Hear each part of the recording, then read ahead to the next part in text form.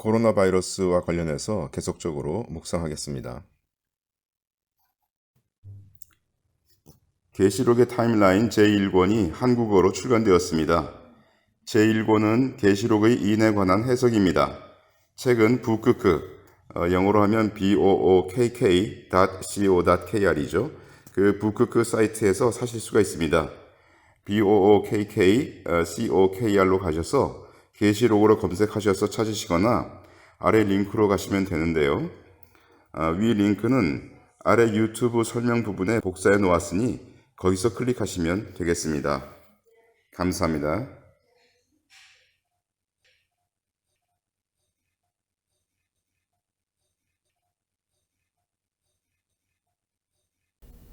계시록의 타임라인 1, 2, 3권이 한국어로 출간되었습니다. 책은 북크크 bookk.co.kr 사이트에서 계시록으로 검색하면 나옵니다. 그러면 하나님의 사람들은 어떤 병이나 기타 불행한 일로 죽지 않는다는 말인가요?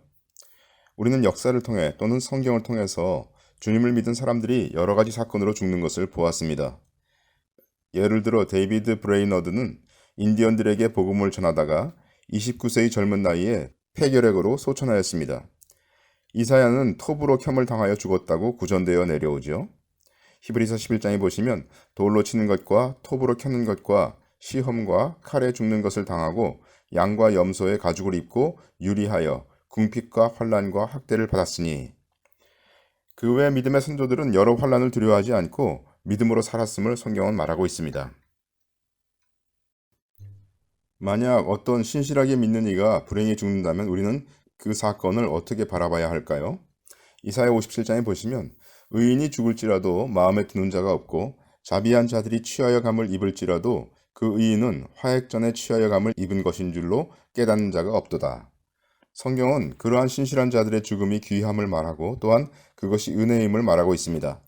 따라서 우리는 어떤 이의 죽음이나 그 외의 관련된 사항을 판단하는 자세로 바라보지 않아야 할 것입니다.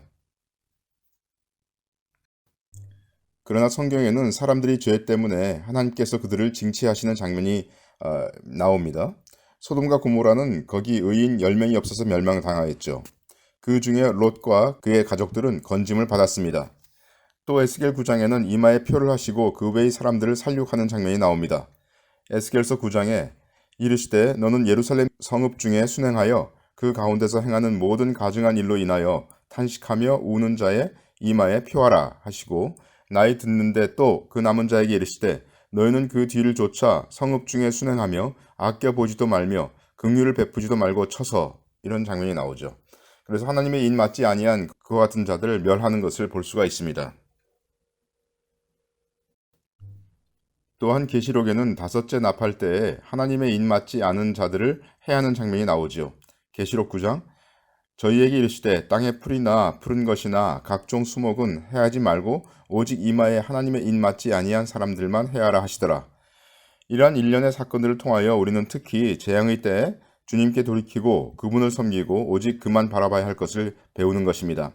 그러나 그러한 와중에도 다른 이들의 사건이나 죽음에 대해서 비판적 자세를 취하지 않고 겸손히 행해야 할 것입니다. 우리에게 대한 판단은 주께 맡겨져 있으며 오직 우리는 주님께서 각자를 궁극적으로 판단하실 것을 알기 때문입니다. 그러나 확증된 범죄로 말미암아 교회로부터 징계를 받은 경우에는 우리는 그 징계에 대해서 알고 교훈을 받아야 합니다. 예를 들어 아나니아와 삽비라의 경우가 그러합니다. 사도행전 5장에 아나니아가 그 말을 듣고 엎드러져 혼이 떠나니 이 일을 듣는 사람이 다 크게 두려워하더라. 온 교회와 이 일을 듣는 사람들이 다 크게 두려워하니라, 이렇게 되어 있는데요. 교회의 징계는 듣는 이를 교훈하여 범죄하지 않도록 하는 데 있으므로 그러한 사건을 통해서 우리는 교훈을 받을 필요가 있습니다.